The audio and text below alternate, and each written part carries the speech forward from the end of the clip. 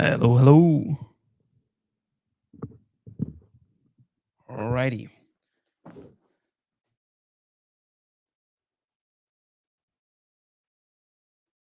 All right, I think we are live. How's everyone going? Feels good to be back. I took a little break, and yeah, it was a good reset. But I'm kind of like craving doing creative stuff now, which is a good thing. So let me know, guys, if you can hear me all right and you can see. Oh, actually, let me just share the screen first. When I jump into ZBrush straight away.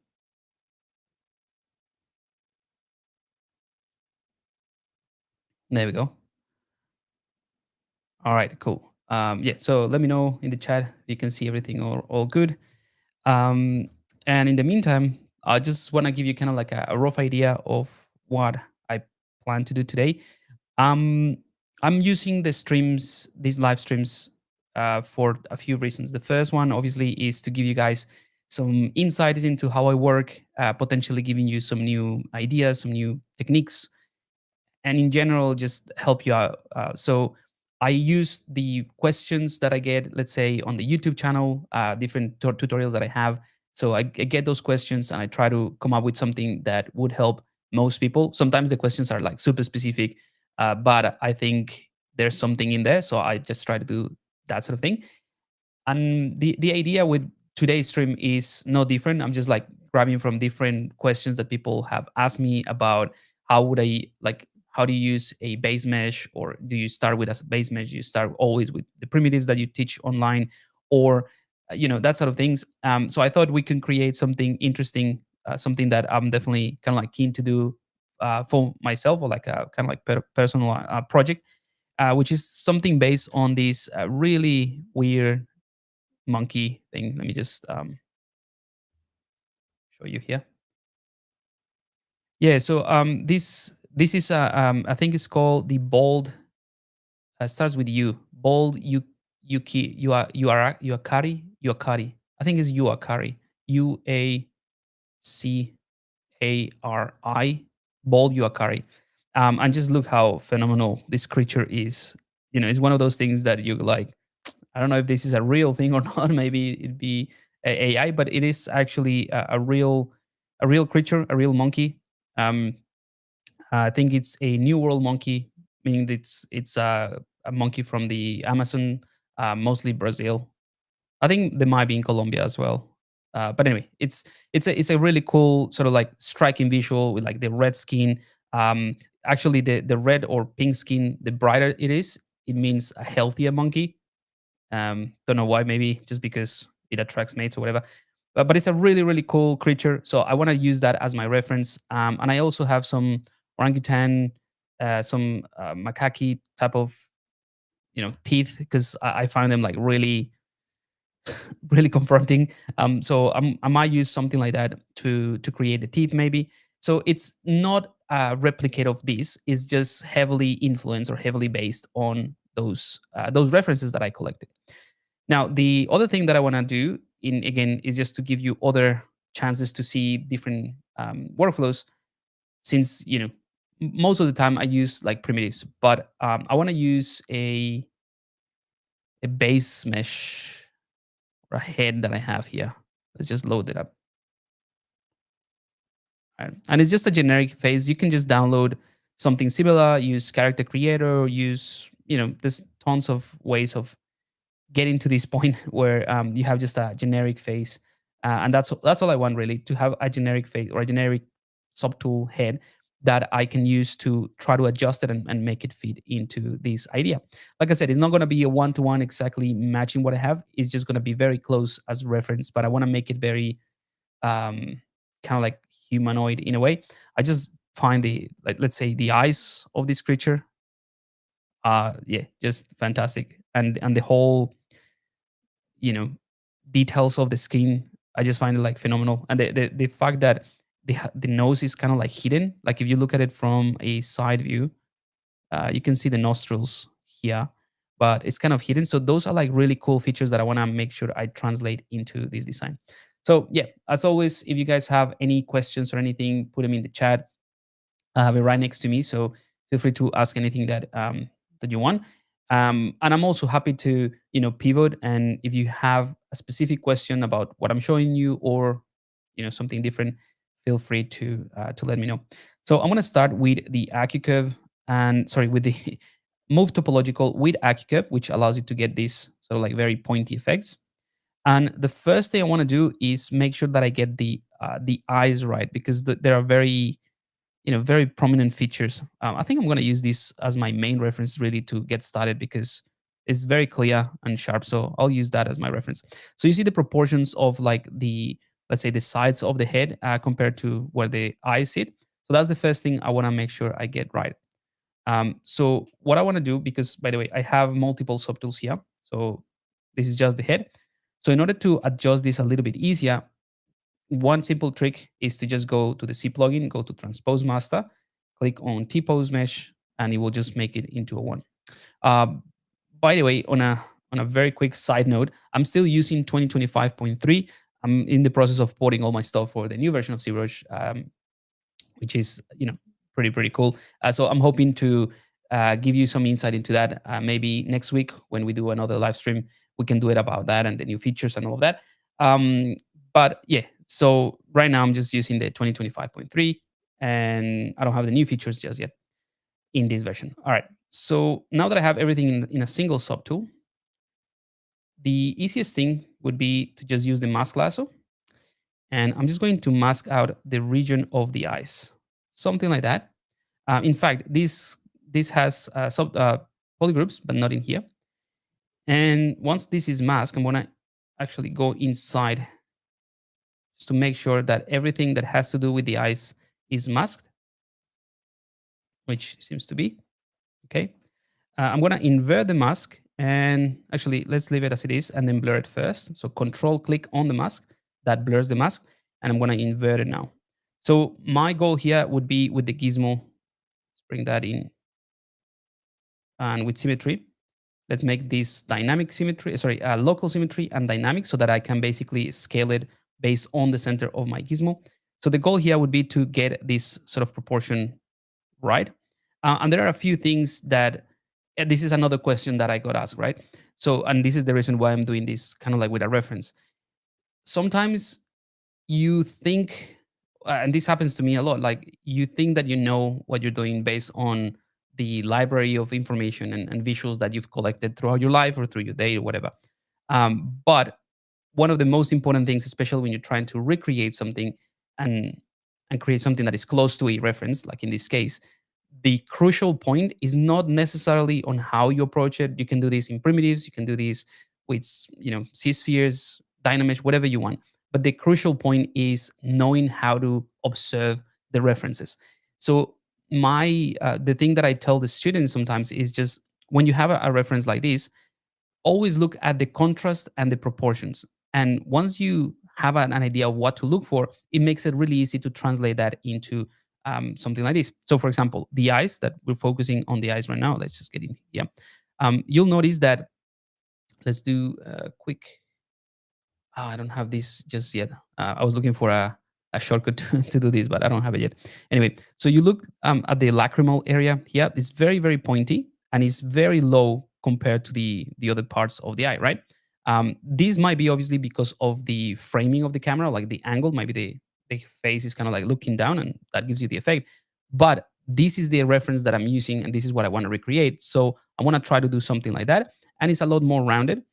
You see kind of like the apex point here that I think we talked about this previous session or a couple of sessions ago, is right here. It's like off center. And then this corner of the eye, the outer corner of the eye is almost in the center. So those are things that I can very easily try to replicate here. So let's just scale this up because obviously it's a larger eye. And I'm going to push this back in. It's not bulging as much. And let's just rotate it to generate that initial shape. And I'm going to get it closer. And by the way, in this case, I try not to use any non-proportional scales because the eye is, for the most part, is a sphere, right? So if I do something like this, just to get this right, I'm also changing the sphere. So I don't want to do that. I just want to get the initial placement right. I can also check with the perspective.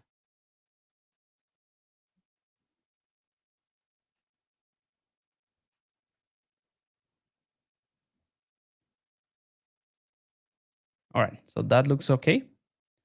Let's let's go ahead and adjust it now. So I'm not going to clear the mask or anything. I'm going to use the mask, sorry, the move topological to adjust these shapes. So I'm going to try to get it closer to that sort of rounded. In fact, you know what? Let's mask this out as well, so that we only deal with the eyelids now. So this is one of the huge advantages of working with proper masking. And I'm going to bring in that corner in closer.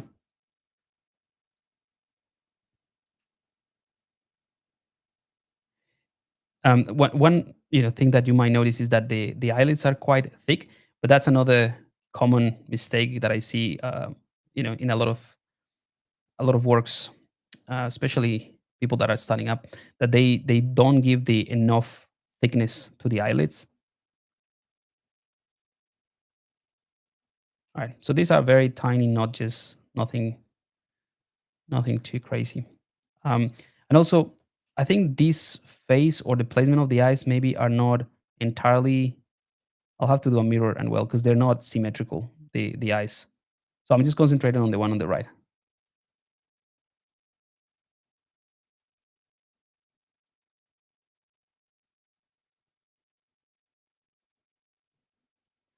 and I think the lacrimal area is a bit more prominent.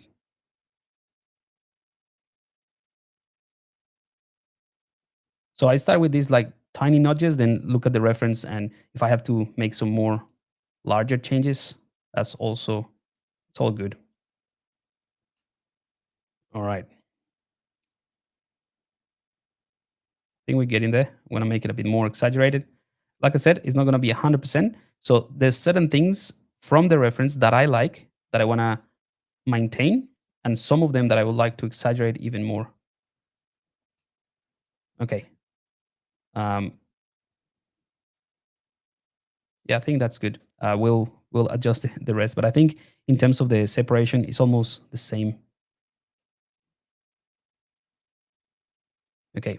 Now, before I clear the mask, I'm going to bring in the standard brush, something very subtle, just to indicate. If you notice this area here of the eye is kind of like pulling into the nostrils or sorry, not the nostrils, the bridge of the nose. So I'm just going to do a tiny bit of volume there, just so that I keep that in mind.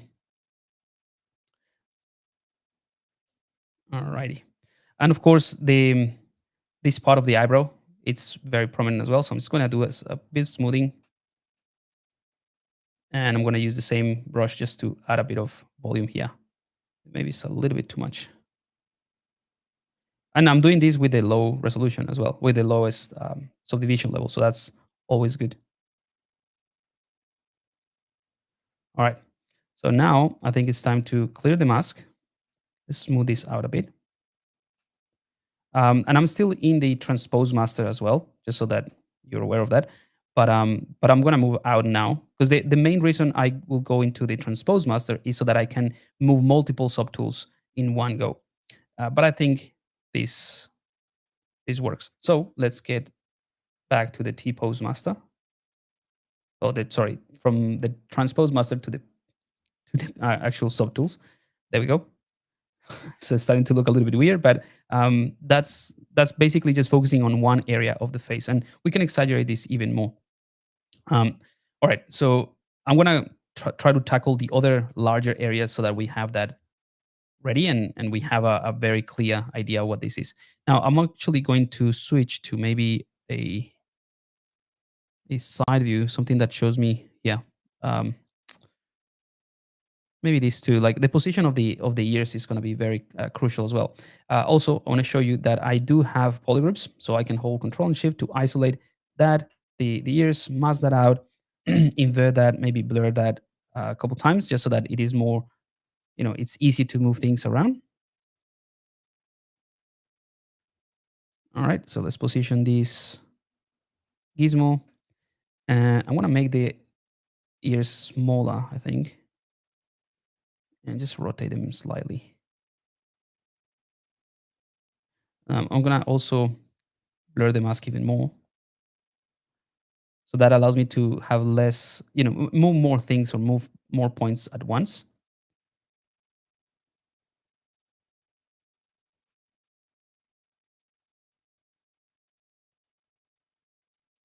Okay, so that's good. And then let's play around with the shape a bit.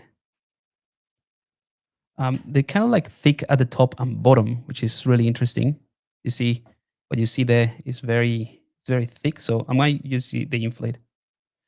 I guess at this point, there's nothing like groundbreaking in terms of the techniques I'm showing you. It's mostly about the the way that you observe a reference and how to use that to create something new.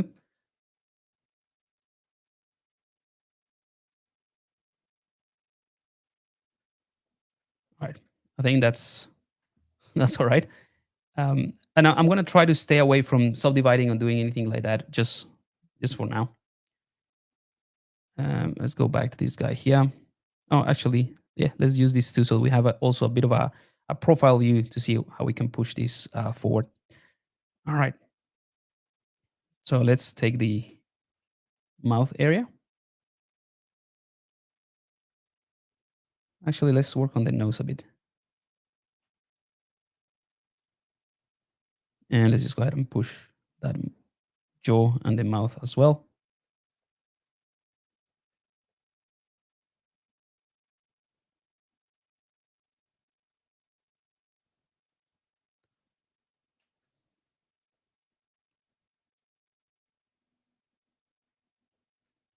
All right. And here's kind of like not a trick, but something that it could be useful when you're doing these type of things. All right. First of all, I need to make sure that the general proportions of the head are correct, and the feature that this guy has in the in the forehead, like the cranium, is very cool. So I'll make those very prominent later. But let's go back to something like the nose here. It's like a tiny compared to other primates, I guess, or like to other monkeys. The nose of the bridge is pretty subtle.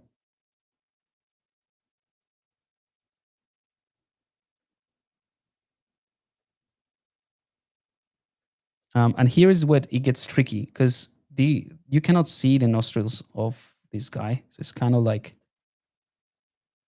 this whole area is going to be stretched out. So this is where we can try to figure this out later, or we can just smooth everything and then deal with other parts of the geometry out after. Yeah, I think this will be even better. By the way, starting with a base mesh doesn't mean that this is going to be the final topology by any means. It just means that what I'm doing makes it a lot easier because I already have like a foundation and I have just a few polygons to work with, so it makes it a lot easier to adjust and do what I'm doing. But then I can just do another zero measure, maintain some of the polygroups that I initially got, and that'll make it a lot easier. Anyway, so what I was gonna say is that I can take something like the HR Geiger, which is just a simple brush from a pack I have, and I use that to sort of like cut through so that you get that sort of more pronounced shape. But this is at the end of the day, this is the corner of the mouse. So if I want to be truthful to the, let's say the underlying geometry, let me bring this in. What I'll need to do is actually pull this back a bit. But using those like tiny cuts and tiny marks helps quite a bit, just so that you know what you're aiming for, what you need to push in terms of the geometry, or how much you need to push them.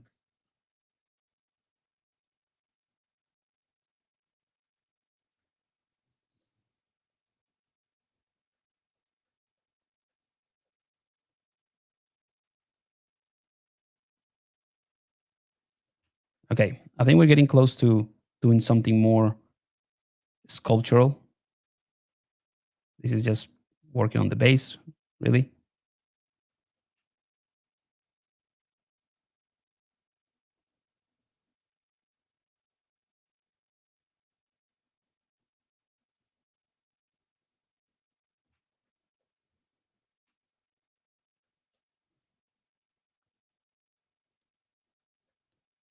I think the head should be a bit more prominent, like the whole forehead.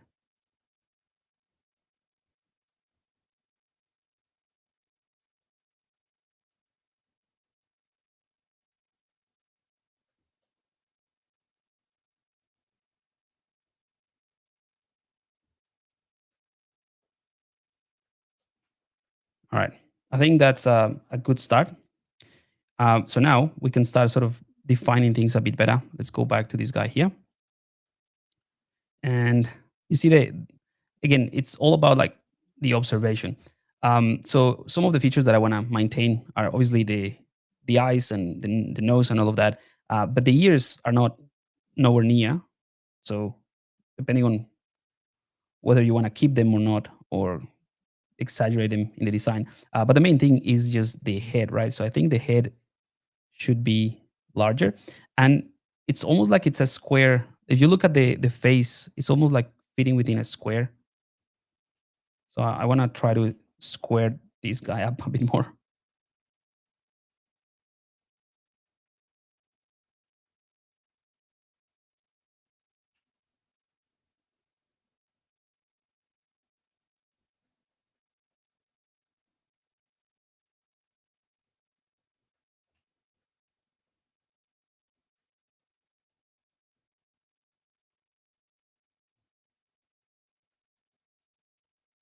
All right, I'm gonna go ahead and subdivide this a couple times, just enough to have something to work with. And I'm also gonna go to the smooth stronger that comes with ZBrush. Reduce the intensity a bit, and that way I can sort of smooth these areas a bit more. So this is gonna be, in terms of the geometry, this is gonna be a bit tricky because there's like already so many points in here. So I'm just gonna use this to create that line, but it's not gonna be sustainable to do the whole detailing and everything with this current topology. So I'll have to change that later. But I want to use the Geo brush. Again, you can use this brush or the damp standard brush, but this is a brush that you can have. You can download from the Pavlander Academy. Just go to the resources, type Geo, and then you'll get it. Um, oh, hey guys. Hello, hello. Cool. Yeah. So remember, if you have questions, feel free to put them in there. So I'll use this Geo brush to sort of give myself some guidelines. So I'm trying to recreate these sort of lines first, and then of course I'll work on the volume. So I would never leave this as it is, like right now. This is purely to mark references of or features of the face, not details, and I'm not defining volumes like that. In fact, I sent today an email to to the to the email list. So if you're part of the newsletter, you should have got that today. And it's an email about. Let me just figure this out first. So it's very prominent line here. But it's an email about again the observing your references, but mostly is about how you can, like, sometimes I see people do this. Like, let's say if this is a, I don't know, the muscle of the neck, so they just go like this with dumps in the brush, and that is defining the, you know, the volume, so defining the underlying structure of the anatomy. And that's a big mistake. So instead of using this to just cut and that's it, use more volume driven brushes like the clay buildup or the clay brush to actually create volume. And the difference between the volumes is what should create these sort of like prominent lines. So what I'm doing right now is nothing to do with building volumes or anything. It's purely a way to mark the areas that I want to work on, or that the areas that I want to add volume to. So that's all it is. So I'm just gonna try to make this very obvious.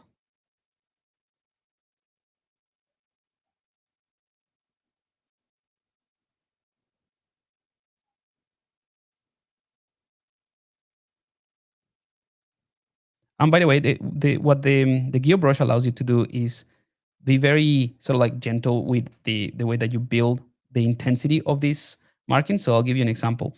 If I do this softly here, maybe let's do it here, or I'm gonna add another subdivision level so that you can see what I mean.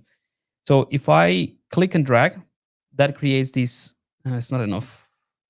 Here, let's do it here.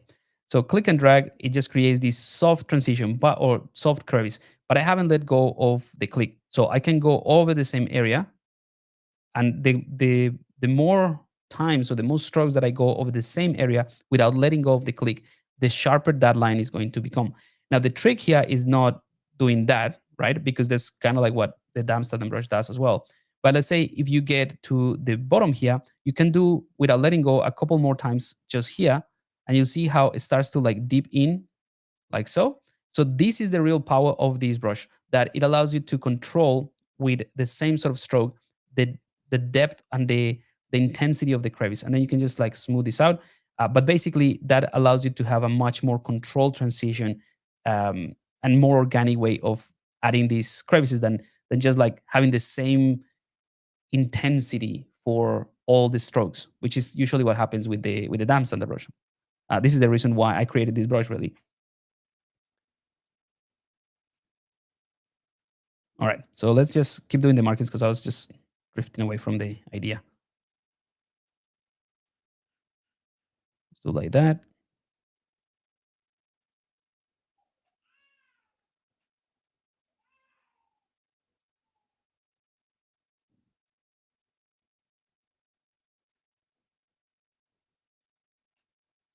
So you see, it's just mostly markings. We'll definitely need to work with the volumes, but this gives you a rough idea of what I would look for when I'm setting the volumes up.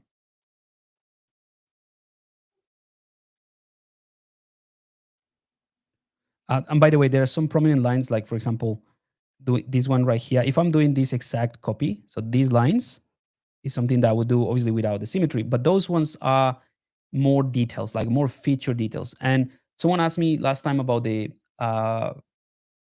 what a feature detail is, and my answer was maybe not as straightforward, but basically, I what I consider a feature detail is something that will make your character, your prop, whatever you do, more memorable. Not necessarily appealing, although that has a lot to do with it, especially when you're designing intentional features like this. But it makes it more memorable. So if I were to do, I think this the reference or the example that I gave is like if you're doing a pirate, right? And then you do this, right? It has like this scar in the eye, which is I think has been overdone quite a bit. But anyway, this becomes like a feature detail, as in you would remember, oh, this is the guy that had this scar like this, right? Um, that is what a feature detail is. So these type of things that make it really different and unique is a feature detail. So I'm gonna undo that because this is something that I will do after once I have the volumes right. So right now my volumes and my secondary shapes are not ready. These are just I'm just starting to kind of like define things a bit, but it's not ready at all. So these lines, oops, let's go back to symmetry. These lines are not details at all. They're not crevices. They're all well, they are crevices, but they're not um, they're not volumes. These are just to define where the volumes would be. So another very prominent sort of area, I think, is around here. It's a bit more subtle. So you see this, if you look at it from here, this line that I'm just exaggerating right now, that is this sort of change in volume. So it's not as prominent as what I have here, right? It's purely just maybe a memory fold when the character opened the mouth. That's kind of like over time, that's where it creates in terms of as a memory fault. So it is not as prominent as this, but having something there will help me define this volume later. So that is the key part. And also keep in mind that I'm gonna make my own creature. This is not, you know, not gonna be exactly the same. So, but I do want to keep some of these volumes as well.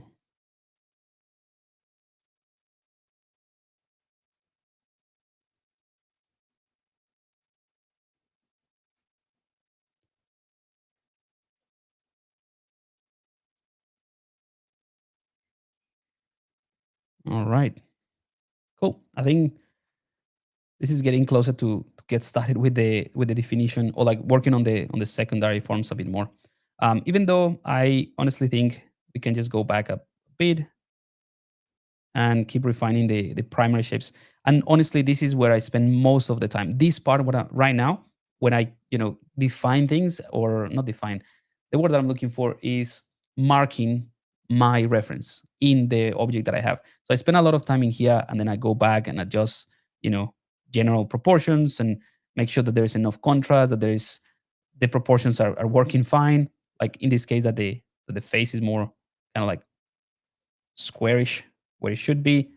These sort of things are very important to me. But in an effort to sort of like save more time, I'll try to just jump into the next phase, and just be aware that the longer that you spend on this stage, the easier is going to be adding all these like nice sort of details and skin pores and all of that, because you have the a solid base. So just be aware of that. Okay, let me just check the chat. Hey Gus, Grammy, the next Felipe. How can I subscribe on this? Oh yeah. So for those of you who don't know, um, just go to the Pablander Academy. This is my website. Let's move this out of the way for a second. Everything that I do now is in here. This is a big effort, something that we worked for like about a year and a half almost to put together from everything that I've shared. Now it's all in one side. So you can go to the newsletter here. That's probably the easiest one. You can go here and you have all the tips that I share on the newsletter. So I try to do one every week, roughly. Sometimes I do more when I find more interesting things. Um, but yeah, so these are like different tips and tricks that they're like a bit random, because usually I just create the tips based on questions that I get. So people send me direct messages, or put a comment that is like a repetitive comment, like the same question in something like YouTube, or something like that. And that's where I just get the ideas to share these tips. So just go to newsletter, put your name and your email address that you want me to reach to you, and click subscribe, and that's it. You get it every week. And if you want to sort of like go through some of the other tips that I shared during the week, just you can type here by keyword, or just go through some of those. Like I said, they're very random, but they help solve a specific question. So, for example, this let's make a screw. This is just something that someone asked me about, like how I would approach, the creation of a screw in ZBrush. And I think came because I did something similar with a different software. Can't remember which one. I think it was Plasticity or something. And someone was like, "Oh, this is really cool, but I don't use Plasticity. How can I make it in ZBrush?" So I just went through the process of showing you how you can build something similar, and show like some cool things about Marmoset, that you can use the bevel surface shader, so that you don't have to create bevel, like it will just do it automatically. Anyway, it's a bit random, but if you find, or if you have a question, or if you have something that you don't know how to do, you can just go here, type it in. This search is pretty robust as well. So you can, I think I use clothes. So you just type clothing or cloth, and it gives you everything that has to do with clothing that I've shared in the past. So you could potentially put together a nice sort of full character just by the tips and tricks that I share in here. Anyway, that's what the newsletter is about. Is just to help you guys and try to answer everyone's questions based on what I if I can, right? Now, before we go back to the stream, just because we are here, something that I wanted to show you, we have an amazing event coming up that I would encourage everyone to join. It's going to be in Spanish, but if you click on events here, um, you can see it right now. So this is going to be a workshop by Enzo. So I'm pretty sure you know Enzo, but if not, he's an amazing sculptor, digital sculptor, and he's now an official instructor in the Pablander Academy. So this is the type of work that he does. And he's going to do a 2-day workshop. It is entirely free. It's just in Spanish, but we are going to have live translation. So if you don't speak Spanish, but you want to come and follow along, you just turn on subtitles and you choose the language that you want, and then you just follow along. So yeah, just go here in the Palander Academy events. That's an event that is coming up, and you can just go in there and click on this button right here, which is to save your spot. Click on that one. It will take you to the dedicated page. And so this one is where you put. This is not subscribing to the newsletter. That's kind of like what I make when I make it clear. But leave your name and email, and then we will send you the links on how to how to join the workshop. It is limited because obviously it's like a live session, and Enzo is like super good at kind of like answering questions and that sort of thing. So it's limited to an amount of people. So if you want to save yours, by all means, just go ahead and check it out. It's going to be at 8 p.m. in Argentina time, so you can click on that sort of in Buenos Aires, the title here, and it will take you here, and you kind of like see a reference of where it's going to be. So for Buenos Aires, it's going to be at 8 p.m. For me, it would be 9 a.m. So it's basically this time. So if this time works for you, it's going to work perfectly as well. You have a counter, and it's going to he's going to show you like three key things that will make your sculpture, your anatomy look more heroic and more interesting, like straight away. So there are like three practical things that you can put into practice straight away. You don't have to, relearn a bunch of things or know a lot of anatomy. If you have these things, you should be able to create something a bit more appealing. So a really cool thing. Anyway, I just wanted to show you that before I forget, because it is coming up the next weekend, not this one, but the following weekend. This workshop is happening. Alrighty, let's go back to our Uakari monkey thingy. All right, so now I'm gonna use another custom brush, which is the clean builder brush. This is another brush that you can get from the Pablanda Academy. Oh, by the way, I don't know if that was also the question, but I forgot to answer that. So very briefly, so in the Pablanda Academy, you just go to resources, and in here you can just change the category or the theme, or you can just type for it. If you know exactly what you're looking for, you can just type it and you will find it.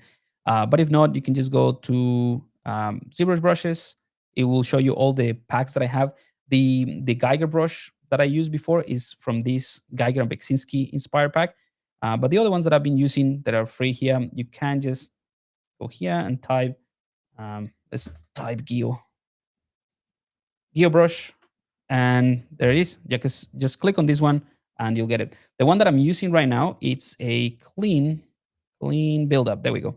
So this first one that appears here, so the clean buildup brush, that is the brush. So just click on that one to download it if you wanted to.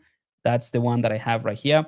And honestly, it's just a slightly tweaked version of the clay buildup. That's why I call it the clean buildup, because it's the same as the clay buildup, but it gives you a cleaner shape. So you don't have to spend too much time cleaning things up afterwards. So let's go into the highest one.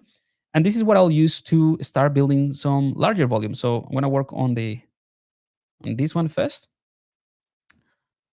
And I'm going to switch to the normal smooth brush. In fact, let's just go to the smooth peaks, and I'm going to reduce the intensity of the smooth. So holding the shift key, just reducing that intensity there. So the goal here is just to keep things clean, just add volume to refine the shapes, make sure that the transitions are working, but keep things clean. So that's why I use the clean buildup in conjunction of with the smooth peaks, really. Now, another important thing, and I also get this question often, is about, I myself, and I know some other people also do, we talk about things almost like assuming that everyone knows what we're talking about, especially when we do tutorials and things like that. Like, for example, if I say, oh, just use this brush to make sure the transitions are clean and smooth. It might, if you have some experience, you might know what that means and all of that. But in some cases, it's like, well, that's a great tip, but it's a bit abstract. I don't know in practice what you mean about that. So I'm making a conscious effort now every time that I say something that is a bit more abstract to try to give you practical examples or ideas of what that means. So I think this would be a good reference for that, or like this area right here. So when I say focus on building volumes, but play or keep an eye on the transition. Keeping an eye on the transition just means that all these markings that we did and all these pieces on the face, they're not isolated. They might look that we can recognize certain shapes, and we can say the nose is kind of like a circle, and this head is split into two big parts. So we can recognize those pieces, but it doesn't mean that they are unrelated. Like they are attached to the same thing, and it should feel that they are part of the same thing. So that's what I mean about refining the transitions. So let's say in here, running like if we have this prominent line, there needs to be a reason why this line is in here, and the reason probably is that the character opens his mouth. So I'm just going to build the volume around it, and the transition means that how I'm going to make sure that this line appears or why it appears, and that is just adding volume around it. So you see, is I'm going over the same line that I marked, and I'm kind of like overriding certain things, but the general line or the general difference between, let's say, this volume here and this volume here remains there. So all I'm doing is working on that transition by adding volumes at the top and bottom. Hopefully that makes more sense. So you see, maybe I'll exaggerate even more. So I'm gonna add a bit more here. So I'm making that line disappear, but it is still prominent based on that marking that I did. So that's the key aspect of what I'm trying to say when I mention focus on the transitions.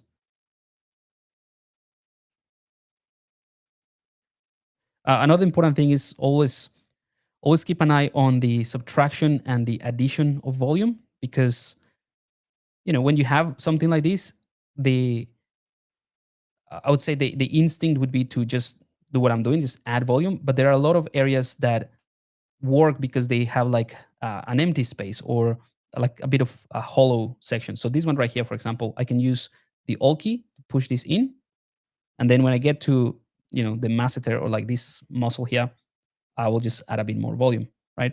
But again, it's always thinking about the transitions, how like this muscle here would integrate with the rest of the face. And I'm taking some liberties because this is just a made up creature, really. I'm using a real weird looking creature as reference, but it is ultimately something that I'm making up. So here, for example, so you see this line is very flat, very prominent, whereas in the reference, you see there is a little bit more of a shade or this shadow here. That indicates, and if the light is coming from the top, that indicates that this is actually more curved. So this will be more like this, right? More prominent. Obviously, not like that, but so those are the type of things that when I look at the reference, I go, okay, this is where I need to, instead of pull or add, I'll subtract some of the geometry.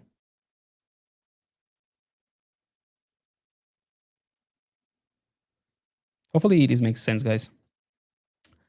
Let me just check the chat.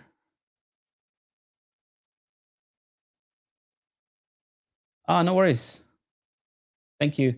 Yeah, so for those of you who don't know, we had a really cool contest for the past month. It was the whole month of August, and it was called Creatures of the Deep. We already have the winners, and we have some really cool entries as well. It was like a really tough decision, but you know, at the end of the day, it was a contest, so only a few people can be winners. But I think the whole experience was really really nice, and some people did some amazing work. So we have the winners. We already shared the prize. We'll be in touch as well, because the winners get like the main, or like the main prize for like the first place of the challenge was I keep forgetting the name, Magic Drawing Pad from XP Pen, and it's a really cool device. I have a video on my channel if you are interested about what it is. So yeah, it was a really nice contest, and the more people that participate and the more engagement we have, and uh, the more entries, all of that, that helps me kind of like to reach out to other sponsors, because XPPen was the main sponsor for this contest. So the more that we have, the more people we have involved, and the more buzz we generate about these contests, which are free to join, the more leverage I have to reach out to sponsors and go like, hey, this is what we do. Do you want to sponsor this? And for me, like, I don't really have like much skin on the game, really, just because it's I guess ultimately what I get out of it, apart from helping the community and helping build a bit more of a genuine connection with the community, is the fact that more people would know about my work. But that's kind of like a side effect of it. The main purpose is to provide you guys or help you guys with like tools. And because I remember when I was starting up, it was for me, let's say, having a Cintiq, it was absolutely out of the question. Like, a Cintiq, when I was starting, I mean, they're still pretty expensive, but yeah, it was just out of the question. It was like too expensive for me. I couldn't afford it. I was just using my reliable old Intuos, tiny Intuos, for a long time, and I still do. Really, it's just very useful. But the point is, it's a tool that has changed the way that I work. It has really helped me to speed up the workflows. Right. So this is what I'm using right now, a Cintiq 24 touch inch, which is very expensive. But I got this through a collaboration that I did with Wacom, and that's kind of like how I've kind of like got into all the gadgets and things that I have. So if I can leverage that and get people like XPPen or Wacom or whoever to sponsor this type of challenges, I'm not interested in getting another tablet because I already got one, and instead I can just help other people that maybe are in the same situation that I was before. So this is kind of like the I mean, we kind of like took a turn from what we do discussing, but this is generally what I think about these challenges. And the more people we have in the community, the more leverage, like I said, I have to reach out to a sponsor and say, hey, we have heaps of people participating, because in most cases, the sponsor will look at the numbers, really, and see that, oh, this guy has a community that is really active with this many people involved or whatever, so yeah, let's give him some prizes, right? Because that for them is just exposure, but for us is just like a chance to get a nice freebie. Plus, I think it's always fun to work on an art challenge, really. Anyway, so that was the the challenge that we just finished.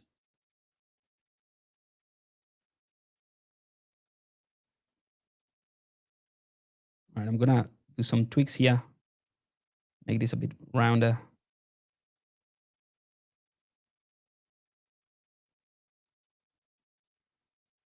And this is the cool thing. Once you start adding volumes, going back and adjust the main shapes a bit, uh, feels feels better because it's like closer to what you're trying to do.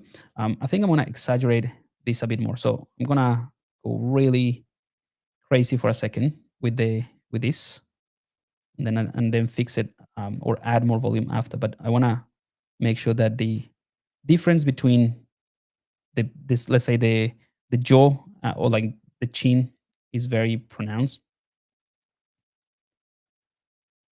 So I think that's what makes it really interesting shape from the front view, at least.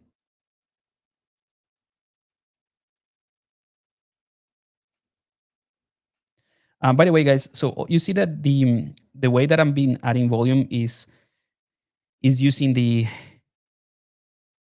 perpendicular lines to what I originally add.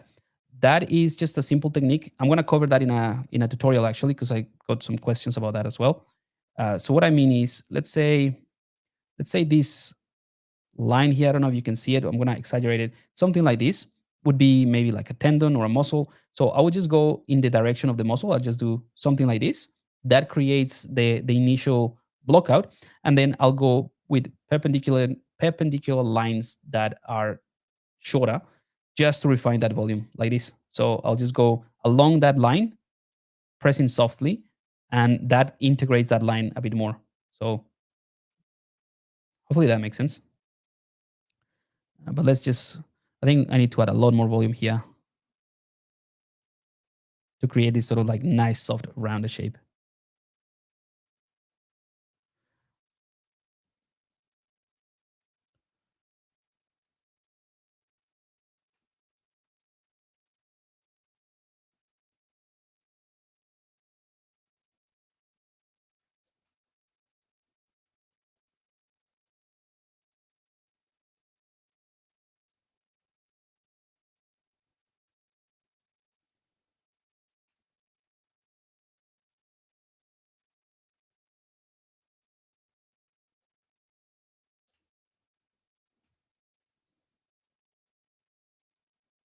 All right. I think in general, it's getting to what I wanted to be, but maybe I exaggerated the squarish shape. I'm going to make it a bit more rounded.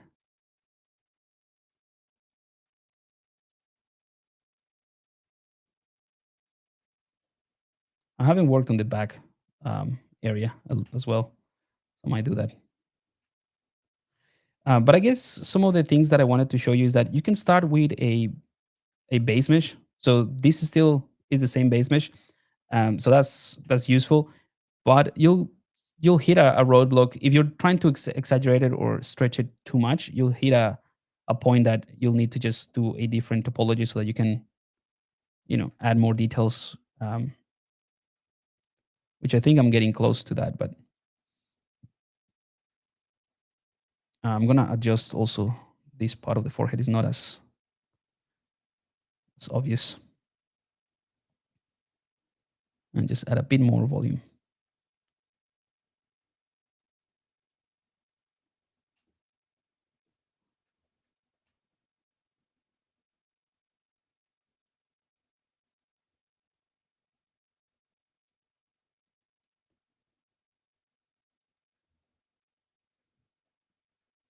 How are we doing with time? Oh, all right.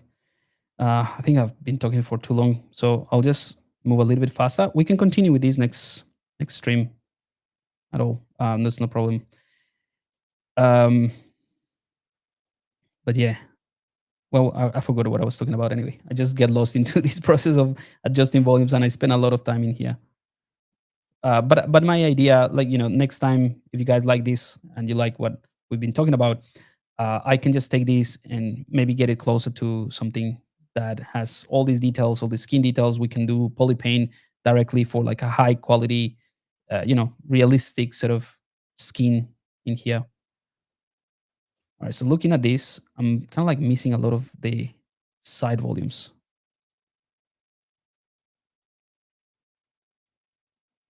There we go, something more along these lines. Yeah, that's much better. And like I said, because I'm not going exactly for this, I'm happy to exaggerate some of those features of the shapes of this character.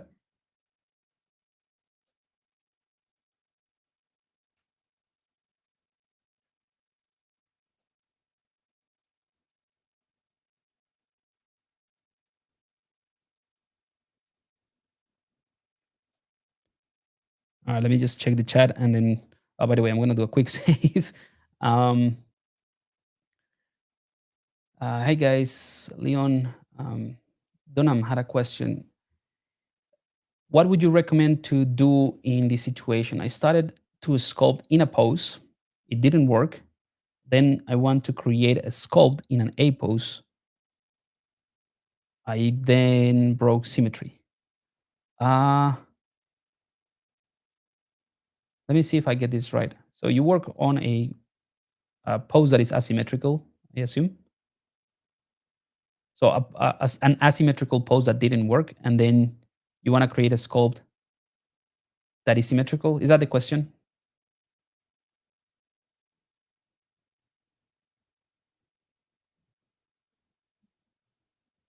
All right.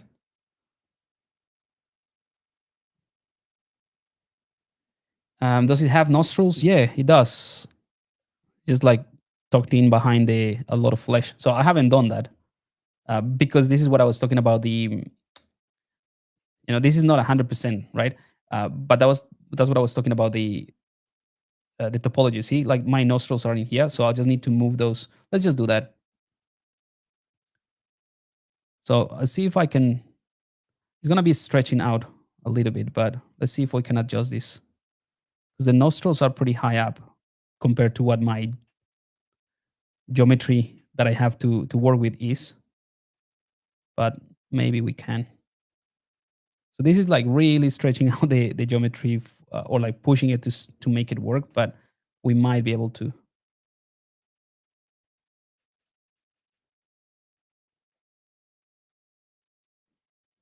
So I'm just gonna mask this out.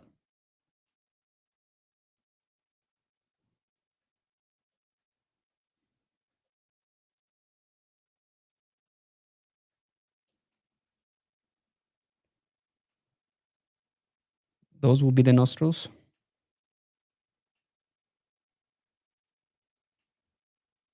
And then I'm gonna take the inflate brush and hold the Alt key just to push that in. It's a tiny extra trick. And let's just go ahead and adjust the size of them a bit more. But yes, having this as a point of reference, then it allows us to work on the rest because you cannot see it from the front. So now that you have the holes, let's say, you can work on the rest of the volumes. But see how like all of this is stretching out. This is not ideal. So that's what I'm saying. Like you hit a roadblock when you use a base mesh to create something completely different or unique, and that's where you just need to be aware or be comfortable rather, saying, oh yeah, this doesn't work for what I need to do. I'm just gonna do a new geometry. Doesn't like I don't have to be married to this geometry just because it is a base mesh. I think that's the key takeaway from what I'm trying to say is that base meshes and all of that are great, and you can start with those. But if you're doing something very unique, something different that is not as generic as a base mesh, because that's what base mesh is to me, at least. That they're just generic ways to kickstart your project fast. But yeah, if you want to do something unique, you're gonna have to pivot at some point and then just use your own geometry or adjust the current one, really. All right, so now that I have this sort of thin area, I just want to make sure that I enable this backface masking so that I don't accidentally mess too much with that geometry. And now from the front, let's just go ahead and adjust how this looks. I think this is actually closer.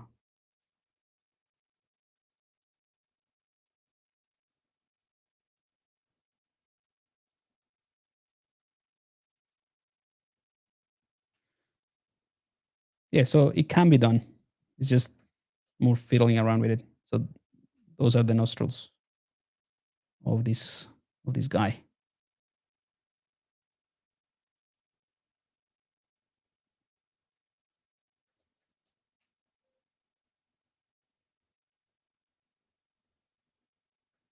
Well, that looks pretty cool. I'm just gonna take a quick stab at looking at this guy with a bit of color just for fun. So let's fill object. I want to do a compute for an ambient occlusion. Invert that, go for something darker. And let's just do a quick polypaint. I mean, we'll do this properly. I just, sometimes it's just fun to end up with something nicer looking.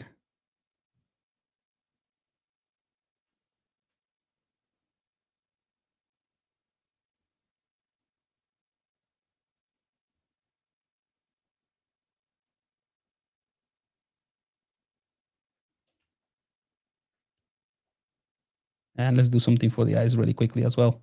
Again, this is just, just for fun, nothing too crazy.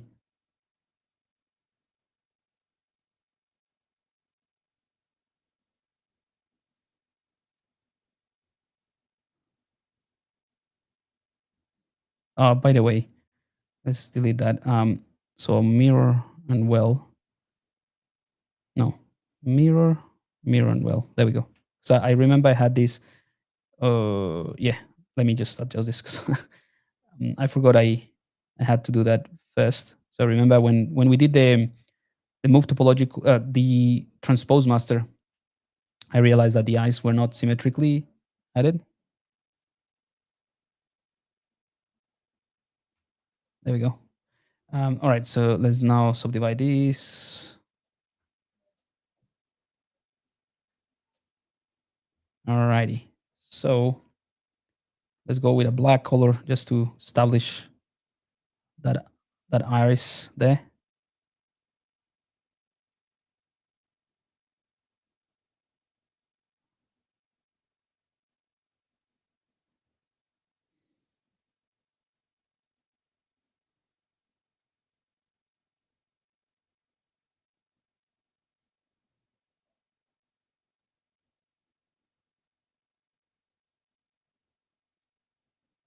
And I'm gonna give it a different material. I'm gonna go for the toy plastic, and I'm gonna assign that to this guy. Where's my skin shade for? Here we go. So we now have that nice sort of reflection as well. Anyway, that sort of like gives you a rough idea what I'm going with for this guy. I'm also going to adjust a little bit of this. So I think we can push this. Maybe it's not that it's thicker. It's just that there is like a bit of a flap here. Now looking at the other references, let's have a look. Something that shows me the ear. See, this one is pretty obvious.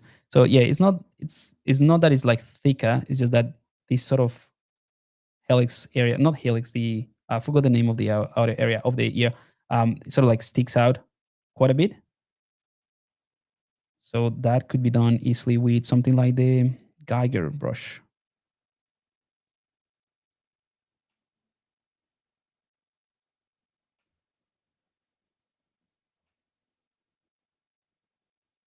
And let's do a little bit of inflate.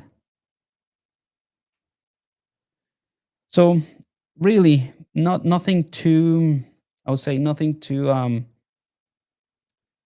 groundbreaking in terms of the techniques I show you. I just wanted to kind of like give you an idea of how you could use a base mesh, any generic base mesh, to do something completely different, and then just emphasize. Even though I haven't done it, like emphasize the fact that once you have something very custom, it's hard to you're gonna hit a roadblock. So it's better to not be attached to that base mesh and just use that to kickstart your project. But at some point, you're gonna have to do another topology. You know, it kind of like works, to be honest, in this case with the nostrils, just because it is not too far from a human face. It has very human features, I would say. Um, so it works in this case.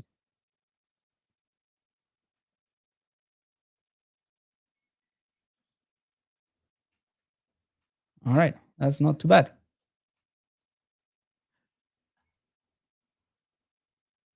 I think it's more pink than red, but I think it works.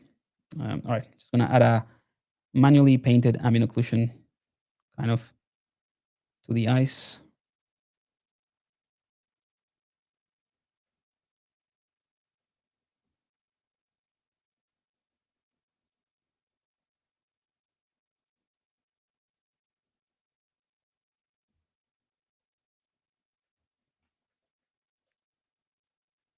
Cool.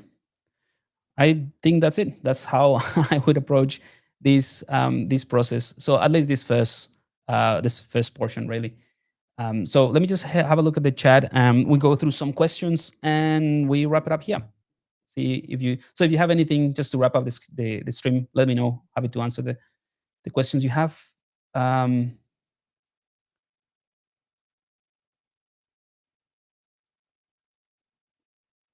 yes, exactly. Okay. So first, this is a question from Donham20.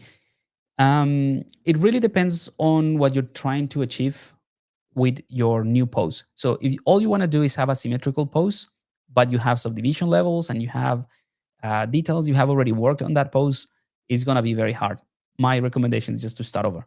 And sometimes that's just a hard truth that, to hear, but I can guarantee you can do it 100% better. However, if you have the base mesh and you haven't added details and you haven't, spent too much time on that pose, and you have like a geometry that you don't want to mess around with, you have a base geometry that works. What you can do is delete all higher subdivision level, or actually delete all the lowest subdivision level if you want to preserve those details. Create a mirror and well with no subdivision level, so just treat it as a dynamesh, even though you might have nice topology. And once you have that symmetrical pose that you want, then ensure that you have symmetry. Save the state of the model, right? As in, or duplicate it, then do a zero measure to the whole thing or to the whole geometry, and then project the details that you had in there. So treat the adjustment and the replacement of the symmetry, or like moving from asymmetrical to symmetrical. Treat it as a dynamesh, even though you might have already subdivisions. Just delete everything. Make sure that you have the highest one. Treat it as a dynamesh. Flip or mirror and weld everything together, and then project the details so that you can recover. You're gonna have to do a bit of manual work, but that's what I would do. Um, if I had that situation.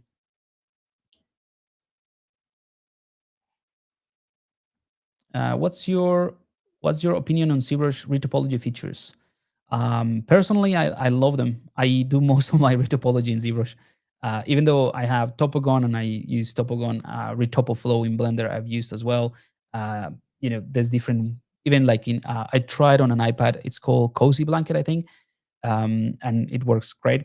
So even though there's like a bunch of dedicated tools, the retopology tools in ZBrush, the manual retopology is absolutely fantastic because to me, I don't have to switch to another software and I can literally draw the topology. In fact, that's one of the things that I teach in the Extra Mile in my course that I have online. I actually teach you how to do that manual retopology for something like organic the face. When it comes to hard surface retopology, unless it is the serum measure, and unless you can guide those sharp edges in the retopology, it's a bit hard to do like the retopology manually. But for me at least, so in that case, that's where I would just use a different software. But for most of the things that I do, which are organic stuff, or semi-organic, I would say the retopology tools in ZBrush are fantastic. Um, did you move the mesh in the symmetry course or outside the mesh? Would be a lot of things, but using dynamic symmetry could lend better results. Um, Leo, no. Usually I use the normal symmetry because this is in the center of the world. The local symmetry is more when you have something like the eyes, which are two separate subtools. So if I bring in the gizmo right now,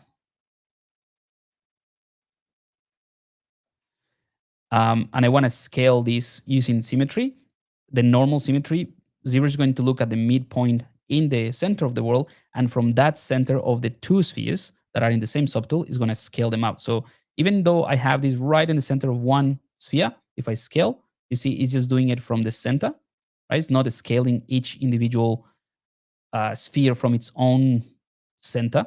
So let me undo that. That's when the local symmetry becomes really handy because you enable local symmetry and tell ZBrush, now forget about that center line that is the world symmetry. Treat whatever object that I have in here as its own volume. So now I take this one and I can do this. So it's very different way of working. So local symmetry works really well for those type of things, but not in all cases. So having the ability to switch between the local and non-local symmetry is, in my opinion, is very useful. All right.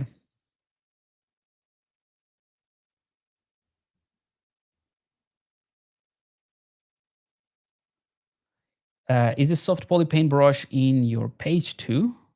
Um, can't remember. I'm sure. I'm sure it's not part of any pack of brushes because it's a very simple brush. But let me just check. Oh, by the way, for those of you who not here, were not here um, before. Oh, Leo, sorry. Yeah, thanks for that. Yeah, I didn't know. So, for those of you not here before, this is something that I would encourage everyone to check out. It's a workshop that my friend Enzo is doing next weekend, not this coming weekend, but the next one, the 27th, I think it is. Yeah, well, it says here 27 to 28.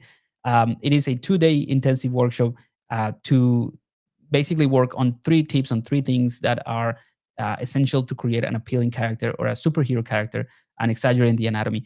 It is going to be in Spanish, but we have live translation, so you can enable translation in any language that you want, and then just follow along. At is, I wouldn't miss this one. It's gonna be really, really cool. So just go into the Pablander Academy and leave your name and email, and that way we can just send you the links. There's like limited seats. That's the reason why we do registration and not just like a live stream, because it's gonna be more as more core group of people, so that Enzo can answer questions and you guys can bring in your questions. So do check it out. Just go to the Pablander Academy and get that, or get in there. Um, Let me also answer the question, because I know I deviated to a different thing. So here is the Pablander Academy. Let's go to the resources. And if you type polypaint, nope, there's no brush solved. No, the brush is not here. However, I'm pretty sure this is the brush that I created for a pack. So if you go to, all right, let's do it in resources. Sorry, let's go to explore courses. It's not necessarily a course, but it's kind of like a lead up to a course. So this one right here. So the Ultimate ZBrush Guide is a course that I teach for absolute beginners about ZBrush, on how to get started with ZBrush, understanding the UI. Even though ZBrush keeps changing and it's changing everything like with every iteration, the core aspects of what I teach in this course, it doesn't really matter which version of ZBrush. You just add to your knowledge base. So this is what I'm talking about. The course itself is this one, so the Ultimate ZBrush Guide. But this is kind of like a kit that is for free that you can get. So this is what I prepared for the students in the course itself. But then I thought it was going to be really useful for anyone starting, and I put it into a single pack. Anyway, so what I'm talking about is that this pack, this is starter kit, comes with this as well. And one of these brushes, I can't remember which one, is a soft poly paint brush. So you can download this.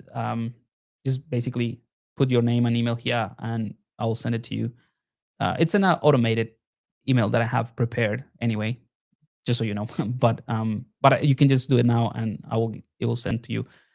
Now, if you don't have it here, or if you don't know where to get it, I'll show you how easy it is to make your own. So just go to the standard brush. Let's do BST. So standard brush. Let's go ahead and bring in the brush palette, and I'm going to clone that brush. That's it. And I'm just going to save it somewhere. Let's call this one soft poly paint brush. So now we have the brush soft poly paint. So the only thing we need to do, well, obviously, it's not going to be a brush that we're going to sculpt with it. So let's turn off the Z add and let's enable RGB. So now we can take any other color and just literally paint. So that's it. That's the basis of this brush, right? So you see, it's pretty soft. Now you can make things even softer by changing the focal shift. So I can just reduce that or increase the focal shift, and that is going to make it softer. I'm also going to turn off lazy mouse. That gives you less control for lines. Obviously, the lazy mouse allows you to have a bit more control over the curvature and everything. But in this case, I'm not going to be doing like this sort of perfect line like that. Instead, I want to have, actually, the lazy mouse is fine. What am I talking about? It's just totally fine. So that's it. That's probably the only thing that I would do or change for this lazy soft brush. Yeah. On the contrary, if you want to do something sharper, you do the opposite. You just push the focal shift closer to this, like that. Right. So you see how it's a little bit sharper. And if you don't want to have to press hard like this, so Let me do an example here. So if you want to change this and make it less, a couple of things actually. If you want to do the sharper one that I have there,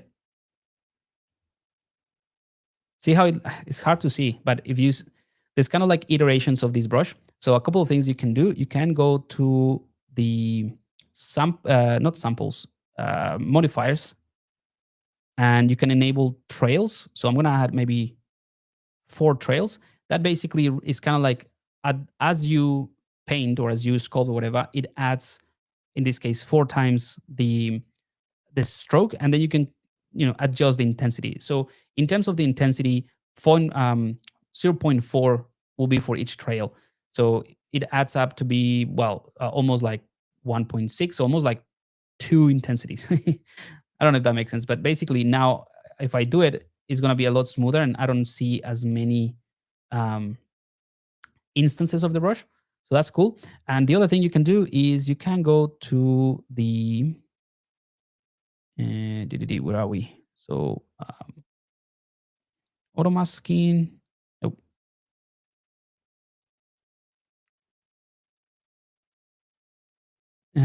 Where is it? Auto masking, tablet pressure. Here we go. So in the tablet pressure, obviously that's what I'm using. I'm using a tablet. So the softer I press, the less color I'm adding, but also the smaller the brush size, right? So I want to be able to control the size of the brush with the pressure, but I want a consistent amount of polyping in a way. So what you can do is leave the size and the intensity as it is, but go to the RGB intensity. I'm gonna reset it, and I'm gonna take this all the way up. So there's no transition in the pressure. It's just gonna be 100% the color that you choose, and the only thing that you can control is the size. So now I can go like this.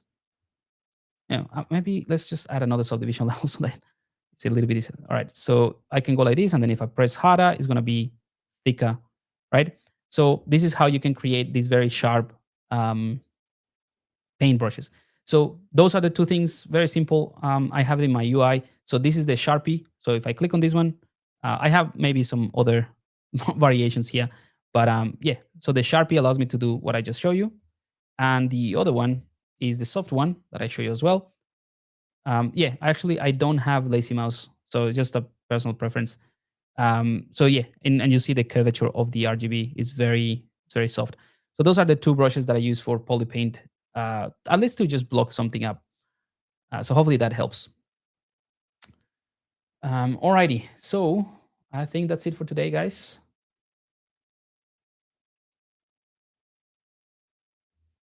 Hang on. So Alberto is asking, cuando tengas un set de alfas desde el Lightbox para el Spotlight, esos alfas para Hard Surface, ¿hay alguna manera de invertir el alfa sin tener que buscarlo directamente desde el disco duro, importarlo? ¿O hay alguna manera de cargar esos alfas directamente al panel de alfas? So what Alberto is asking is if there is any way to load and or invert some of the alphas that you have in the Lightbox. Yeah, absolutely. So if you go to alphas, and I assume your question is this type of alphas, the way that you load them is by clicking on them, right? So BST, I'm gonna clone that because that obviously when you load a alpha is gonna be attached to the current brush that you have. So just be aware of that. So if I double click on this, it will load into the alpha. Let's double click on that. There we go. So that's how you load it. Now, the first part of the question is if there's a way to invert it. It is very easy. Just go to the alpha palette and click on invert. That's it. That inverts the alpha. That's the question. And if there is any way to have the alphas directly on the panel alphas. So there is a way to have like default alphas appearing here. I wouldn't advise that though, because this becomes like really long and then it defeats the purpose of the palette. What I would say is like if you're working on something like this or like something with these alphas, is to load them up just by doing double click, double click, double click, the ones that you need, right? And the more that you load, the more the double click, the more that you will have here. And then you will have them ready and you just need to choose them from here. But you load them first. I wouldn't have them as default every time that ZBrush loads up because it becomes a bit crazy. It's the same thing with the brushes, really. So you see how many brushes comes with ZBrush already. Now, these ones are not just the ones that come with ZBrush. I have a bunch of custom brushes. Probably from here, all of these ones are custom brushes. But I have, in terms of my brushes, I have about getting closer to 500 brushes, custom brushes. So loading those up would be impossible. So what I have is in the brush palette on the brush section, I have a custom folder called My Brushes, and in here I have all my custom brushes, so I can sort of organize them like that. So I can go, all right, I need to do fiber mesh, right? So I go into fiber mesh, and I have, I don't remember how many of these brushes are, but um, I can double click and load that brush when I need it. Or if I want to do hair or skin or whatever, let's say that we're doing this creature, I'll go creature skin details, and this is like 100 brushes or more in here. So I'll find the one that I need, double click on this one, and it would load that brush with the alpha that comes with this brush, and I can just go ahead and add my creature brush, right? But it's not something that I need to have every time that I open ZBrush. It's when I do something specific. That's not too bad. All right. Is there a way to completely clear a fill polypane so the model updates live with the color picker without turning off polypane? Yeah, absolutely. Obviously, that removes polypane, right? But you can do that. Let me just show you on a clone version because I do like this guy as it is. I'm gonna do a quick save as well.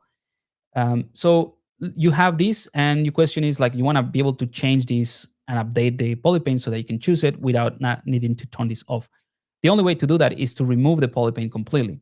And the only way to remove polypane completely in ZBrush is to assign a clear plane material. So if you go to the material, or let's just go do it from here. So material palette, let's toggle that to the left. Click on this one and select flat color. So flat color is for both material and polypane. This is how you can reset materials and polypane. Click on that one, and then you make sure that you click on RGB and material, or sorry, mRGB, which is material and color. Select a white color and click on fill object. So now, when you go back to, let's say, basic material, you can change between different materials, and it's not going to be a problem. And also, you have no polypane, or you shouldn't have any polypane. Let me just go back in here. Um, yeah. Oh, it didn't do it. Let me do it again. Fill object. 100% white. Huh. This is a bug. Or this should reset the polypane. Huh, interesting. It should do it. 2024 was doing it. But yeah, this is how you reset the material and the polypane. Let me just figure this out. Um, Fill color. No.